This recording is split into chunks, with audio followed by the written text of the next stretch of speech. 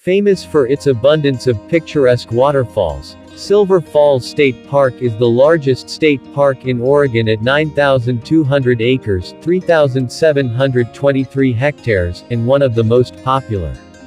Located 60 miles (92 kilometers) south of Portland in the foothills of the Cascade Mountains, the park draws more than 1,100,000 visitors each year.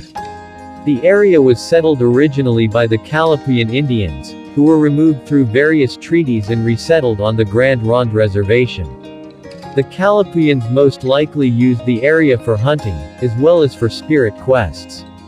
A small town was established in the Silver Falls area, although it was abandoned by the time the park was created in 1933.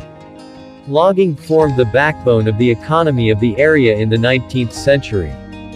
Silver Falls State Park was established largely due to the efforts of two men, June Drake, a photographer based in Silverton, and Samuel Boardman, the first park superintendent for the state of Oregon.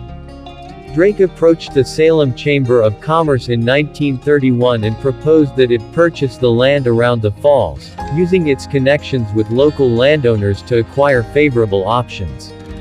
The land would then be given to the state to be developed into a state park. The state accepted the plan, and Drake began acquiring land around the South Falls. In July 1933, Silver Falls was officially dedicated as a state park.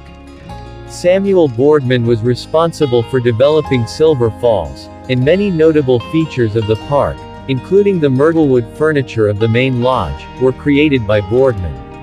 In 1935, the federal government proposed making Silver Falls into a recreational demonstration area, RDA, one of only two on the West Coast. A Civilian Conservation Court (CCC) study had determined that outdoor recreation areas were lacking in the United States, and the Corps was charged with constructing and adapting new sites into parks. The Resettlement Administration was responsible for purchasing the farmland around the falls, much of which was unproductive, and turning the land over to the CCC to become an RDA. The land around Silver Falls had been damaged by logging and farming and by two large fires in the 19th century, leaving a damaged watershed and many stumps. A CCC camp was established, which would remain in operation until 1942 to replant trees in the area and rehabilitate the landscape. The CCC also built park structures and trails that led to the 9 falls in the park. The structures were built according to the National Park Service Rustic Aesthetic Guidelines, which had been codified in the 1920s. Works Progress Administration workers constructed the main concession building, the South Falls Lodge. The Federal Arts Project in Portland made a number of myrtlewood benches and tables for the building, many of which remain in the lodge at Silver Falls today. The CCC also built 2 youth camps at the site, which were opened in 1938. In 1947, the Silver Falls RDA was transferred to the state of Oregon. At the time, the size of the park was around 6,300 acres, but successive purchases increased the park to its current size. The South Falls Lodge was operated until the late 1950s and was then restored in 1978. Today, it is operated as a visitor information center. All of the original historic structures have been added to the National Register of Historic Places. Nearly 1 million visitors a year visit the park, according to the Friends of Silver Falls. Silver Falls suffered from budgetary troubles when a 1980 ballot measure prohibited gasoline tax funds from being spent on anything other than road repairs. Previously, state parks had been financed heavily through the gasoline tax. More financial problems followed through the 1990s, though funding from the Oregon Lottery has helped to stabilize the budget for the Oregon park system. The park is open all year and usually snow-free even in midwinter, but the falls are still quite full and the wildflowers are at their best from late March to May. Getting there.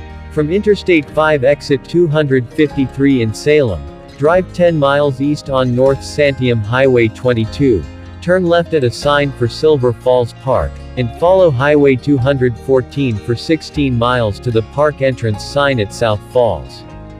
Coming from the north, exit Interstate 5 at Woodburn and follow Highway 214 southeast through Silverton 30 miles. In the South Falls parking complex, follow signs to Picnic Area C, and park at the far end of the lot. Fees. A special $3 per car fee is charged to park anywhere in the state park. Follow the trail to the footbridge near the Middle North Fallshiking Tips. From the South Falls Picnic Area C parking lot, follow a broad path downstream a few hundred yards to historic Silver Falls Lodge, built by Civilian Conservation Corps crews in 1940. After inspecting this rustic stone and log building, continue a few hundred yards to an overlook of 177-foot South Falls. From here take a paved trail to the right. Then switch back down into the canyon and behind South Falls. A few hundred yards beyond South Falls is a junction at a scenic footbridge. Don't cross the bridge unless you're truly tired, because that route merely returns to the car. Instead take the unpaved path along the creek. This path eventually switchbacks down and behind Lower South Falls broad, 93-foot cascade. Beyond Lower South Falls the trail forks again. If you're wearing down, you can turn right and climb the steepish ridge trail to the canyon rim and parking lot, for a total trip length of 2.8 miles. If you're ready for a longer hike continue straight, heading up the North Fork of Silver Creek to 30-foot Lower North Falls. At a footbridge just above the falls, take a 250-yard side trail to admire tall, thin Double Falls. Then continue on the main trail past Drake and Middle North Falls to the Winter Falls Trail Junction. At this point, turn right for the recommended 5.1-mile loop. This path climbs to a parking area above Winter Falls. From there, keep right on a 1.6-mile return trail through the woods to the South Falls area, the lodge, and your car.